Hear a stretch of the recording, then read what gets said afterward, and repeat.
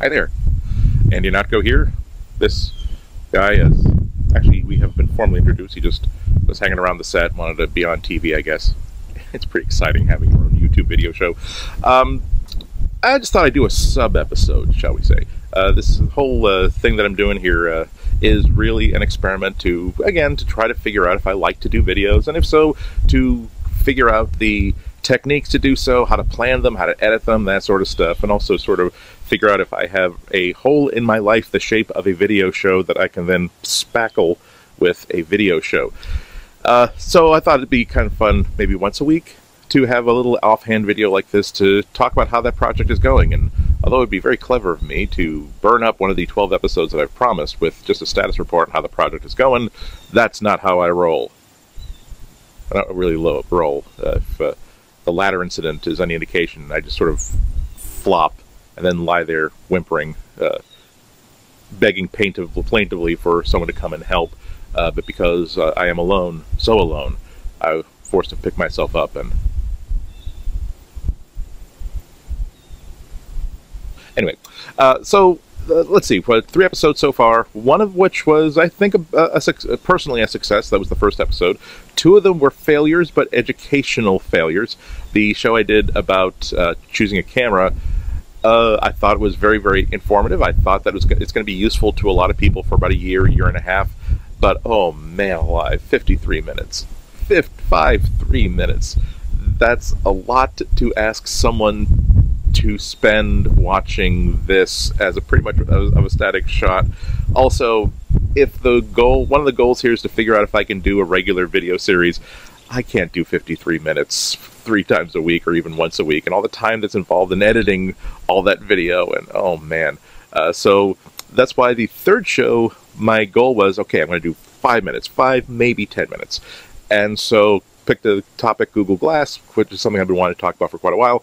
And first try went about 33, 34 minutes. Okay, that was just a first try. How about, we'll try, now that I've walked my way through it, I can really condense it down. 27, 28 minutes. I recorded it. Oh. Okay. Dinner's at 5. 5. Not 5:10. 5. You're good. Yeah, so I thought, well, if maybe it's just, I'll do it. I did it again and again and again. No kidding. 4 or 5 different times. Each time, no shorter than 25, 26 minutes. Finally, it's late in terms of how much time I have to keep to my posting schedule of Friday, and so I said, okay, no kidding around. I'm going to go to the living room. I'm going to sit down. I'm going to open up Omni Outliner. I'm going to write an outline. A point-by-point outline of just the points I want to hit. And I'm going to tape that right next to the screen right here so I can see it while I'm recording this. And I'm going to put a little timer right here so that I can see, keep an eye on the time, and 24 minutes. Yikes. Okay, so it was a lesson. The lesson there is trying to choose a topic that I can really talk about in a compact amount of time. Certainly trying to condense about a year's worth of experiences and a broad global understanding of a brand new technology. Bit of a trial to get that into 5 or 10 minutes, so perhaps I will either make that into a super episode later on or figure out a nugget of that I can actually use for something like that. The editing stuff is a lot of fun, believe it or not. A lot of my frustrations, it turns out, with editing video have been with my frustrations with the limitations of iMovie, which is a great app, but it really wasn't meant for people who are doing anything a little bit more complicated than, here's 3 hours worth of crap, cut, transition, fade, title, fake movie style, credits, and boom, off to grandma you go. Final Cut I like because it just gives you this blank canvas of a video window, and you can put whatever you want on that canvas that you like. So when I'm editing something and I have this idea that, gee, I want to put an annotation there, or I want to put something else up there, or I want to have video going over here so something I can explain something while something's going on, or at least break up what's a 3-minute long hunk of monologue with something that will at least make it look a little bit less static. It's easy. I can just do it. And happy to find that above a few little hiccups at the very beginning, most of it is very, very easy to learn. There's a huge community of Final Cut Pro editors out there, and so when there's something as simple as how the bloody hell Do I do a fade transition? Do I do a transition from fade to black? Fade to white? Why isn't this a button here? But there's a video that someone has posted, and here's how to do a fade to black, here's how to do a black to whatever, and it works great. The animation of the camera flying around on the second show, I'd found so much help. I thought, well, is it really hard to do that? And turns out it's not very hard at all, especially when someone just simply says, here's how you do that. So really, really good, a lot of fun, and this is the reason why I don't really play video games, because I'd much rather be editing photos or creating something. Okay, I want to roll that back a little bit, because it sounds as though I'm saying that you're wasting your time if you're playing video games. I'm saying that I stopped playing games a while ago because where other people have a lot of fun spending a few days or a few weeks finishing a game, the times when I was finishing a game, I didn't feel a sense of accomplishment. I felt, gee, I just spent 3 weeks learning how to operate weapons and maps that are now totally useless to me now that I've finished this game. So that's why this is sort of my relaxation and my fun. So moving forward, next week is going to be kind of interesting because I've got a trip to Chicago. Motorola is having their big Moto 360 Moto X Plus event coming up. So we'll see how well this idea of trying to do videos on the go is. I think I've got a plan. What I learned from the first week is that it's not so much that I have to plan out what I'm going to say in these videos, so much as I have to plan out topics that can really be done in the time frame that I feel like I want to do them. Because again, it's fun to do a 53-minute video, especially if it's a big subject that I think that is going to be useful for a long time. And so it's not that if I continue to do this, it's not that I will never do that again, but I have to start thinking in terms of how do I get to 12 episodes? And then if I do it later on, how do I do more episodes like that? So stuff like that. I'll also say that the style is starting to come together. You only really solve problems when you have problems in front of you to try to solve. I am kind of liking the aesthetic that's kind of developing. The idea of I originally framed that video where I'm sort of off to one side here and there's a screen behind me, only because there's a picture behind me and that's kind of interesting to look at. Also, a little nod to Mr. Rogers in Picture. But I found out that, gee, it actually gives a nice place to put some annotations as we go along, because all of the stuff, as if you can't guess, judging from the accidental swipe against all gamers out there, I'm so sorry, that was totally unintentional. I didn't mean to say that. Well, I said it, but what was in my, if you interpreted it that way, that's totally not what I was thinking when I said it. Yeah, this is completely off the cuff, and sometimes I'll see that, oh, you tried to use a double negative, but you only used the single negative, and so you wound up saying the exact opposite of what you meant to say. Let's correct that with over here. Or now that it's 2 hours later and you're looking at this video, there is another angle that you really think is kind of important to cover. Well, that's okay, just throw it up here as an alternative to, oh, damn it, now I'm going to go back out there, back into the chair, and I'll re-record this and cut it over there. So I think that the workflow, also I'll say that Andy the editor and Andy the on-air talent are developing an interesting relationship with each other, because it's very, very easy for me to suddenly think, hey, you know what would be really great? Like a graph, like an illustrative graph that shows this and that. And so then Andy the talent waves and thinks that he's been brilliant, and then during the half hour in which I go get a Fresca from the kitchen and think about editing it, now I get to that point in that video, I'm like, oh man, I was hoping to go to bed in 90 minutes, and now I'm going to have to... Andy, you're such a jerk sometimes. Really, you're such on-air talent. There, I said it.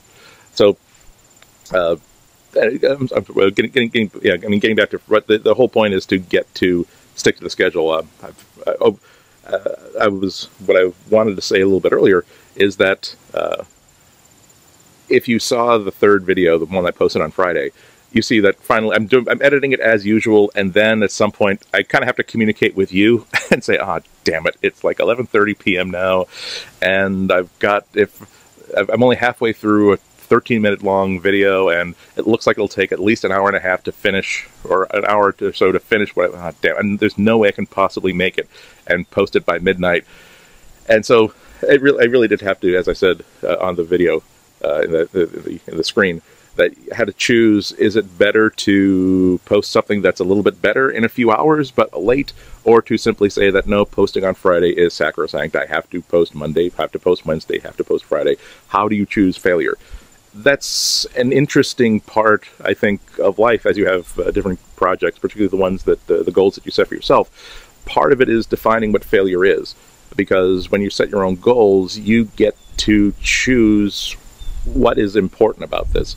And for me, the important thing is Monday, Wednesday, Friday for 4 weeks in a row, without any interruption, without any gaps, and hopefully without any excuses. But yeah, so I'm having a good time so far. I'm hoping it will get easier as time goes on. It really is frustrating when you've set yourself a goal of, dang it, here's 5 or 10 minutes. Try to make this fit in 5 or 10 minutes. And boy, even when you're aware of how hard you've been hitting the wall with that car, and you go into that same curve again, and you see that wall coming up and say, well, I've hit that wall twice now, and I know not to steer into it, and then bang. Education, ladies and gentlemen. It's a sad thing when you have to think, what? That's all right. I know, the dog's scared. That's okay. You know, I bet you scared the dog too, a little bit. You know, it's all right. Almost time for dinner. Get washed up. Both sets of hands, please. Right? Okay. I gotta go make dinner. So that's it for this time for Sub Episode A. Thanks so much for all your comments. They've been really, really helpful. And if you have any criticisms, let those fly too. I have turned off YouTube comments because I'm too smart to turn on YouTube comments. No. But yes, if you there's a reason why I put my email address at the end there, so that you can certainly communicate with me if you want. If you are on Google Plus. I accidentally seem to be uploading them to Google Plus because that's a checkbox that YouTube thoughtfully leaves pre-checked for you. I'll leave you with one little story because it's kind of interesting. I was doing some more research on a side project yesterday, and I think it's very illustrative of what we've been talking about here today, where we're reading the memoir, unfinished and unpublished memoir of the wife of a master sculptor in the late 1800s, who herself was a fine artist with a fine reputation on her own. Both she and her husband both got their first works accepted by the Paris Salon the exact same year. So great careers for both of them. But it's a great discussion about what life was like in artist community in Paris in the 1890s. And she tells this story about a friend of hers who posed for James McNeill Whistler. And she was really excited about it because Whistler, master painter, and in the memoir she says that I was a little bit concerned about her because I know how hard Whistler can be on people who pose for them in terms of endurance and waiting for this thing to actually be finished. Her friend was talking to her about how, it's been been posing for about a year now. I'm wearing this very fancy brocaded gown, and we wore out the first gown, so we had a copy made. Now we've worn out the second gown, and finally, after about a year and a half, 2 years, he, quote, finished it and exhibited it, but still wasn't happy with it, so it wouldn't give her the painting. Finally, she got her portrait when Whistler died, and she got it and discovered that he was so unhappy with this painting that he had scraped off almost all of the paint.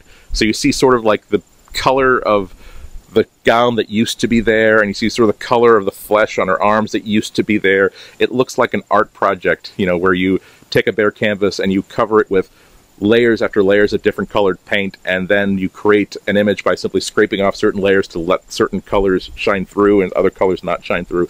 And the only part that he almost left intact was the actual face, and it's a beautiful, luminous face. And it's heartbreaking because based on the face, you imagine this might have been a wonderful, wonderful, wonderful portrait. But it's a historical artifact and really nothing more, because he scraped off all of his work, chiefly because he was not satisfied with it. And there's certainly a degree to which having an image in your mind of how good a work can be and not stopping work until you achieve that goal, that's admirable. But if it winds up with what you're leaving behind after you die is a painting that is 95% scraped off canvas and 5% of sadness in the representation of what the rest of this painting might have looked like if you just simply said, okay, look, I've got a lot of paintings in me. This was one of them. There are things that are going to be good about it, things that are going to be bad about it, but it's time to let this creature off into the woods to roam and to find its own life. Thanks for watching. Again, thanks for your comments so much, and see you in the next video, whatever that happens to be.